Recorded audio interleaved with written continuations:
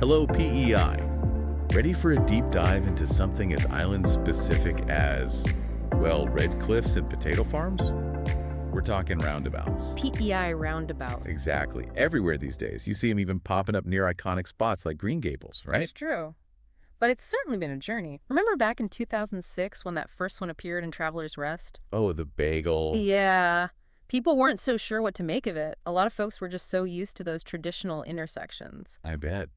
It's kind of funny to think about now, isn't it? How seamlessly those roundabouts seem to fit into island life nowadays. It really does seem to kind of symbolize PEI itself, right? Oh, yeah. Like embracing tradition, but also progress. It really does, doesn't it? That's a great connection. But thinking bigger picture for a minute, the whole concept of the roundabout goes way back. Oh, does it? Centuries even, like 18th century France. Wow. So those traffic circles we see all over PEI today Yeah. have a long history. Long and storied, yeah.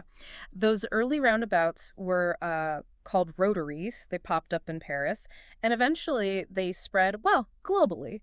Even iconic landmarks like Place Charles de Gaulle in Paris or Columbus Circle in New York City, they all used these early traffic circles. Wow.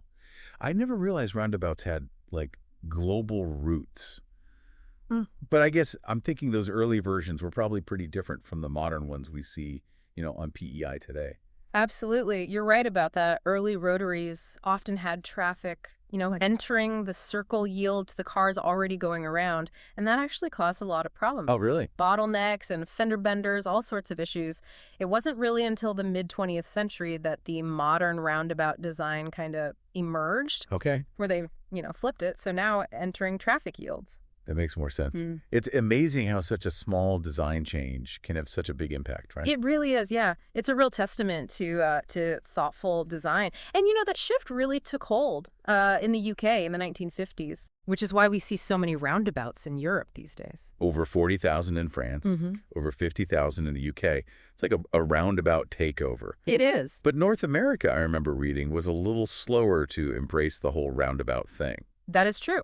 Canada's very first modern roundabout didn't actually appear until 1998 in Montreal. Oh. But since then, certain regions like Waterloo and British Columbia have really incorporated them into their traffic planning.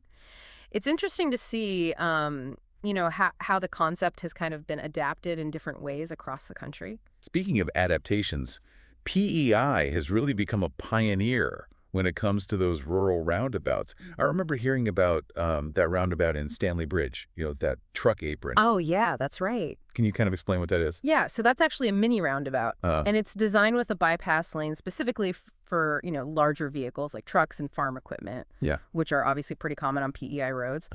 It's a great example of how PEI has taken, this global concept and really tailored it to fit the island's needs. Yeah.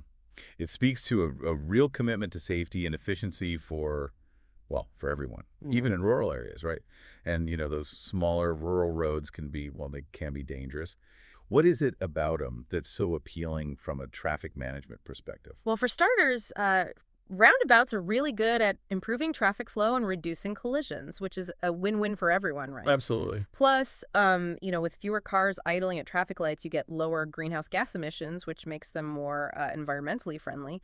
Oh, okay. And they're also generally safer for pedestrians.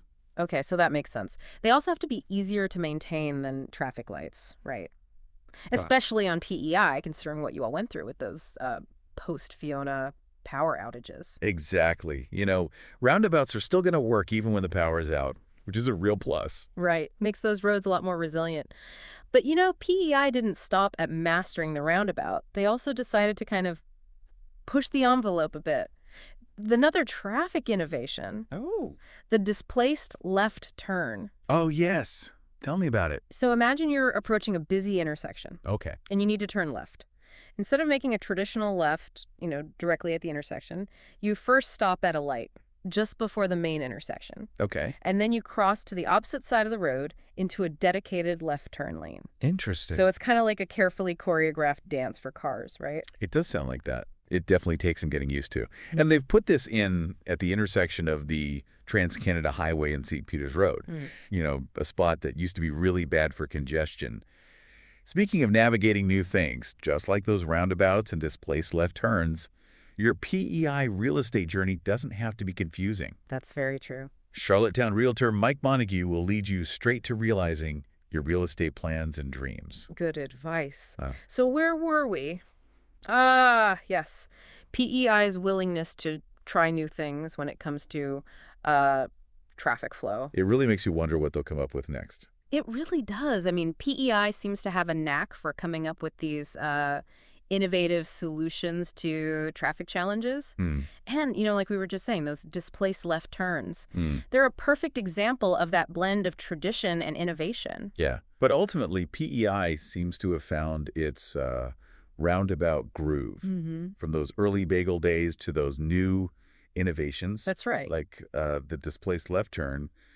The island has really embraced that roundabout revolution. And not just embraced it, but really adapted it and made it their own. Yeah. And what's really intriguing is how they've taken that global concept and applied it to those rural settings where, traffic challenges can be really different from urban areas. It's really quite innovative considering, they've had to figure out how to accommodate farm equipment, making sure there's visibility on those narrow country roads.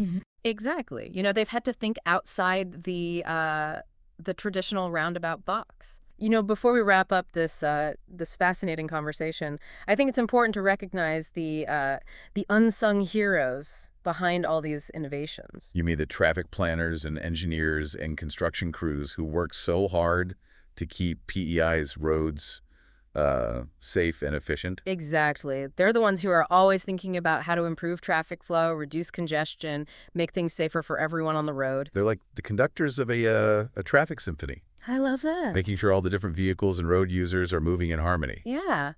And we can't forget those driving instructors who patiently teach all the new drivers how to navigate those roundabouts and displaced left turns. That's right.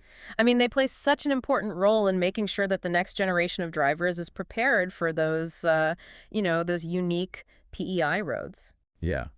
They're like the keepers of roundabout wisdom, passing it down from one generation to the next.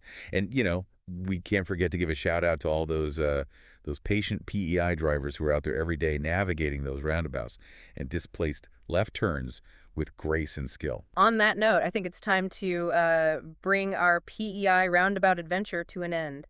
But before we do, one last reminder for our listeners on the island. Okay. Don't let your PEI real estate planning drive you in circles. Let Charlottetown Realtor Mike Montague lead you straight to realizing your real estate plans and dreams. He'll help you navigate that market with ease and find the perfect property. Absolutely. Now, as we wrap up this deep dive, let's leave our listeners with a final thought-provoking question. Okay. What other traffic innovations could PEI adopt in the future?